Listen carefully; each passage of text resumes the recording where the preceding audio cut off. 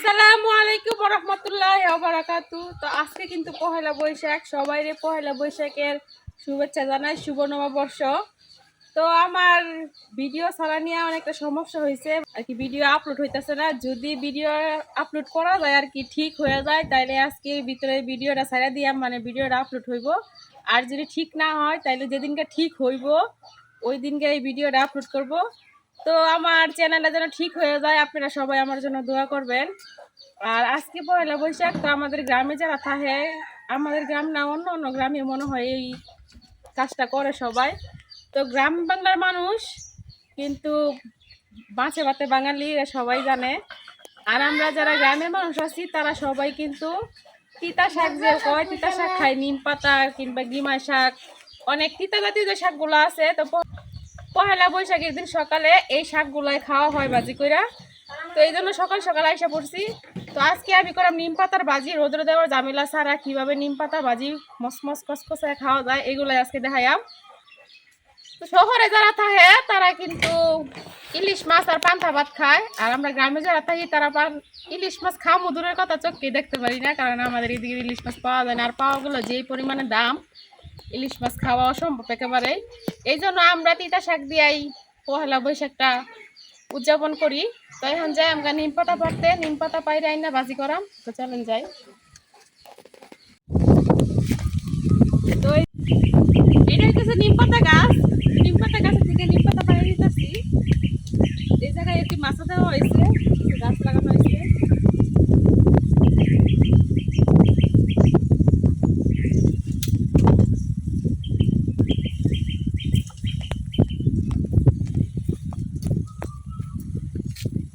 নিম পাতা গাছের ডাল কিন্তু অনেক নরম, একটু টান দিয়েছি আর একবার ভাঙে হাতে আসা পড়ছে। তো একটা ডাল দিয়ে হয়ে যাইব, তিতা খাওয়া হয়েছে কথা।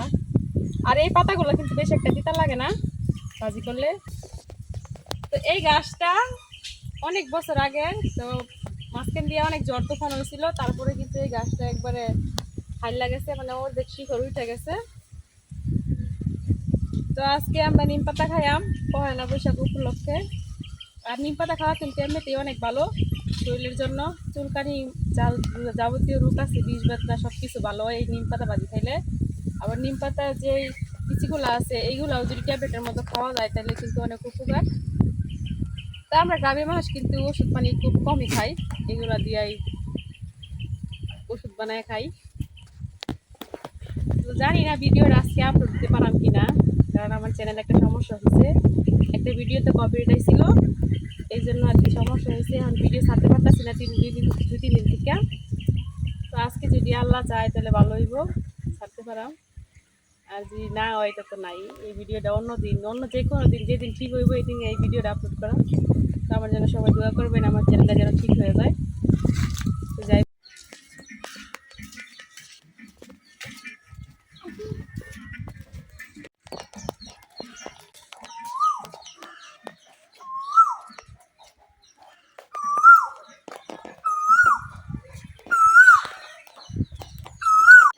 এই ডালটা থেকে আমি একটা একটা পাতা নিয়ে আইরা বাচ্চা নিতেছি।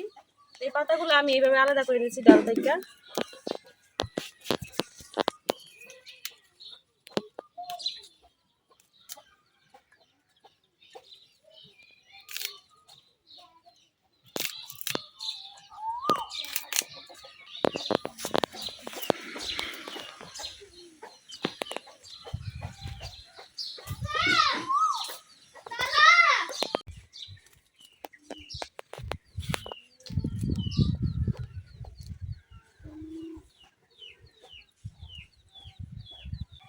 নিম পাতা রোদ্রে শুকায় রাইখা দিলে সারা বছর খাওয়া যায়। তো আজকে এটাই দেখাইলাম যে না শুকায়া কিভাবে খাওয়া যায় নিম পাতা। তো না শুকায়া কিন্তু একবারে মচমচা করে নিম পাতা ভাজি করে খাওয়া যায়।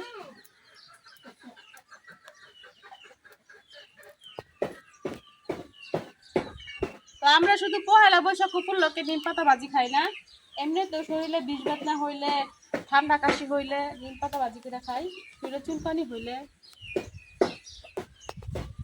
আর কালকে রাত্রে কিন্তু অনেক বৃষ্টি হয়েছে আমাদের এদিকে, বৃষ্টির কারণে পাতাগুলো গায়ে পুরো ময়লা নাই, একেবারে পরিষ্কার হয়ে গেছে। তো এই পাতাগুলো আমি আর ধুইতাম না, এইভাবে ভাজি করে নেম।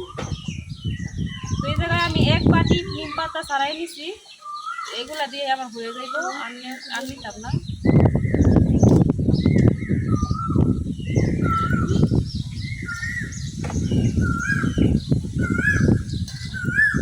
তো এই যে আমি এক বাটি নিম পাতা নিয়ে নিছি।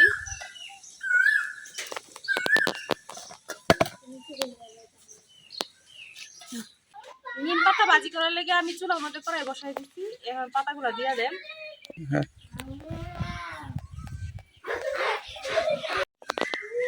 এই পাতা দিয়ে তো কাছে ভাজি করা মানে রোদে দেওয়া ছাড়া, এই জন্য আগে আমি পাতাগুলো ভাজিয়ে নেম, তারপরে আর কি বাগার দিয়াম।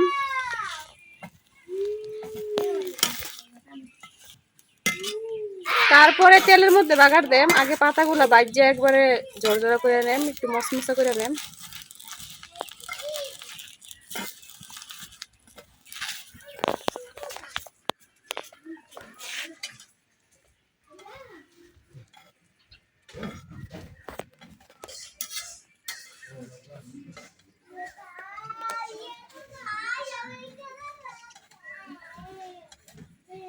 পাতাগুলা কিন্তু আস্তে আস্তে একবার কইমা যাইতেছে, মিলা যাইতেছে, অনেকটা মিলে গেছে না? এদিক দিয়ে লাড়া দিলে হইতেছে না।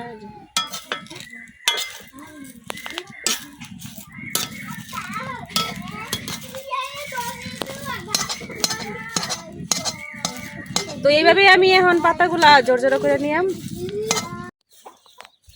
চুলার আগুনটা কমায়া আমি নিম পাতাগুলা একবারে জর্জরা মশমশা করে বাজিয়ে নিছি।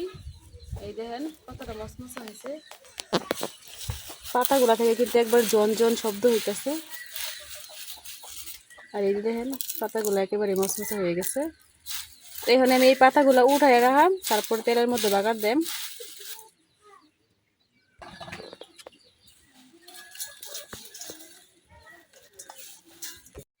আমি আবার কড়াই বসাই দিছি, এখন কড়াই তেল ঢালাইতেছি।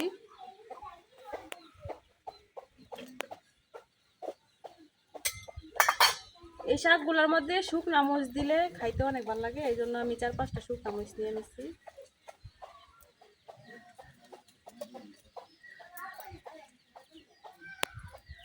শুকনা মরিচগুলো আগে কড়াই দিয়ে দিতেছি।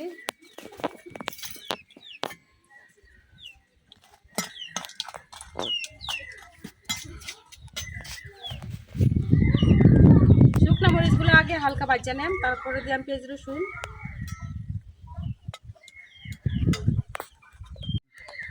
মরিচগুলো হালকা ভাজা হয়ে গেছে, এখন দিয়ে দিতেছি কাটতে রাখা পেঁয়াজ রসুন। তো এই জায়গায় আমি পেঁয়াজের থেকে রসুন বেশি লইছি, এই শাকের মধ্যে পেঁয়াজের থেকে রসুনটা বেশি ভালো লাগে।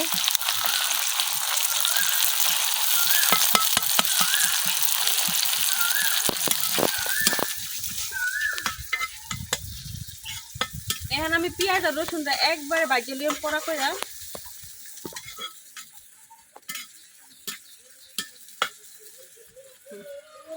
পেঁয়াজ রসুনটা একবারে কড়া করে ভাজিয়ে লিছি। এখন আমি দিয়ে দেব নিম পাতাগুলা।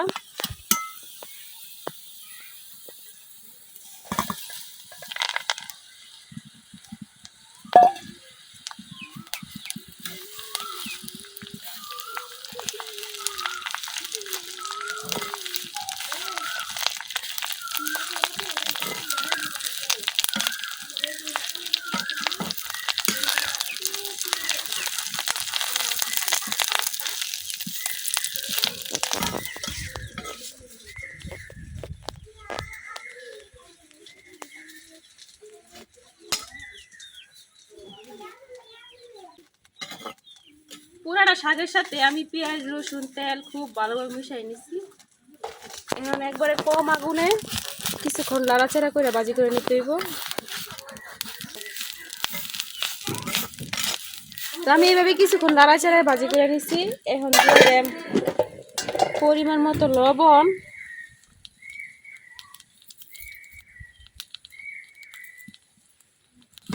তো এই শাকটা যেহেতু এমনিতেই তিতা, এই জন্য লবণের পরিমাণটা বুঝে দেওয়া লাগবে।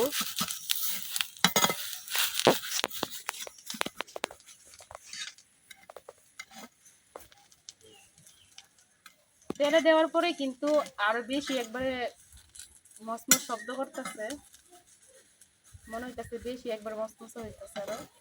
আর কালারটা শাকের অনেক সুন্দর হয়েছে।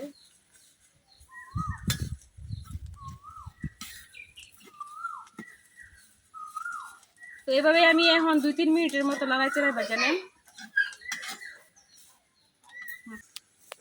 তো নিম পাতাগুলো একেবারে জর্জরা করে বাইজে নিছি। এখন কিন্তু খাওয়ার জন্য একেবারে পারফেক্ট। তো এখন আমি নামাই নিলাম চুলা থেকে।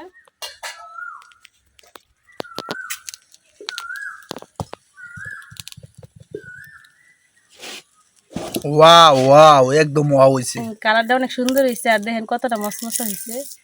এই যে হাত দিয়ে চাপ দিলে কিন্তু একেবারে গুঁড়া হয়ে যাইতেছে। দেখতে আছেন কতটা মসমসা হয়েছে, একেবারে গুঁড়া হয়ে যাইতেছে। আপনারা আরো কিছু আপনাদেরকে আরো দেখাই, এই দেখেন একেবারে কিন্তু মসমসা হয়ে যাইতেছে। আর একটু খায়া নেই, কারণ আমার কাছে নিম পাতা ভাজি অনেক ভালো লাগে।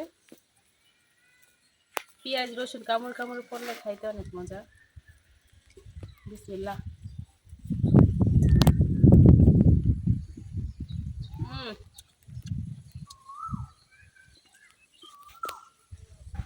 অনেক মজা লাগতেছে।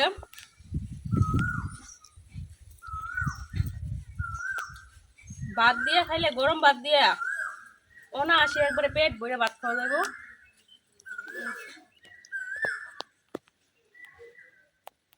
অনেক মজা হয়েছে নিম পাতা ভাজিটা।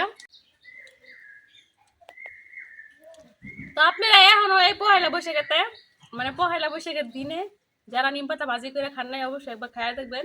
কারণ নববর্ষতে তিতা জিনিস খাওয়ার লাগে, তিতা জাতীয় কিছু। তো আমরা তো খাইয়া নিলাম। তো আমাদের ভিডিওটা কেমন হয়েছে অবশ্যই কমেন্টে জানাবেন। আর আমার চ্যানেলটা যেন ঠিক হয়ে যায়, আমাদের জন্য সবাই দোয়া করবেন। আজকের ভিডিও পর্যন্ত, সবাই ভালো থাকবেন, সুস্থ থাকবেন। আল্লাহ হাফেজ।